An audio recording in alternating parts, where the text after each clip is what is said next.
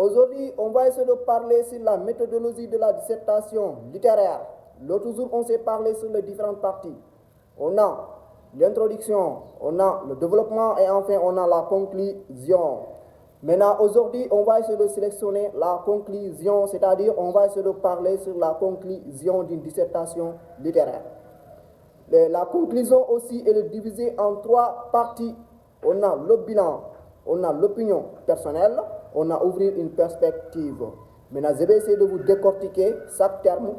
Maintenant, on a le bilan d'abord. Le bilan, c'est quoi? C'est la photographie miniaturisée des différentes parties qui se trouvent au niveau du développement. Cela veut dire que c'est la somme des conclusions partielles qui se trouvent au niveau du développement. Exemple, si le développement disait que d'une part, c'est la fonction engagée de la littérature, d'autre part, c'est la fonction esthétique de la littérature.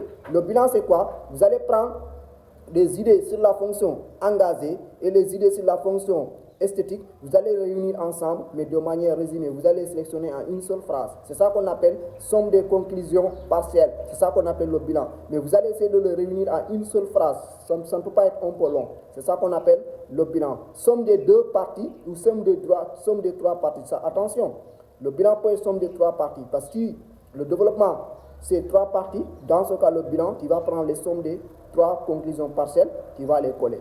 C'est bon? Maintenant, si le développement c'est 2 parties, tu vas prendre les sommes des conclusions partielles des 2 parties, tu vas les mettre de manière résumée et vous allez essayer de les transformer en une seule phrase de manière brève, pertinente et logique. Il faut garder toujours la pertinence. C'est ça qu'on appelle le bilan. Il y a deuxièmement, on a opinion personnelle. Opinion personnelle, c'est l'avis, c'est votre opinion personnelle, c'est votre avis. Vous allez essayer de choisir entre les parties que vous avez travaillé au niveau du développement. Exemple, quel est votre choix? C'est votre choix. Exemple, tu dis pour moi, il serait plus opportun d'affirmer que, il serait plus parfait d'affirmer que la fonction engagée, c'est la première fonction de la poésie. C'est bon? C'est votre choix que vous allez élaborer. Maintenant, le choix, soit vous prenez partie 1 ou partie 2. Il ne faut jamais prendre les choix qui ne se figurent pas dans le développement, dans le sujet. Il ne faut pas, par exemple, le sujet disait que premièrement, on a la fonction engagée, deuxièmement, la fonction lyrique dans le développement des différentes parties. Toi, tu vas parler de la fonction didactique. Ça ne colle pas. Il faut toujours respecter le sujet, il faut toujours respecter la consigne, ce qu'on vous a demandé.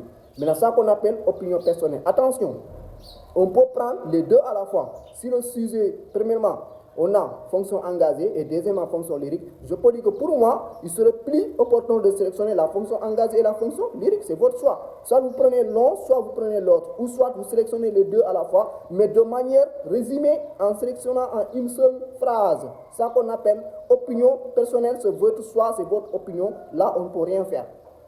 Troisièmement, on a ouvrir une perspective. Ouvrir une perspective, c'est quoi? C'est ouvrir un autre débat, mais sous forme de questionnement, pour essayer de causer des polémiques, pour essayer de causer des débats, des contradictions sans fin. C'est ça qu'on appelle ouvrir une perspective, ouvrir un autre débat, ouvrir des choses qui relèvent de la réflexion, pour créer des polémiques et des débats, des contradictions sans fin. Voilà les différentes parties de la conclusion. On a le bilan, on a l'opinion personnelle, on a ouvrir une perspective. Je vous remercie.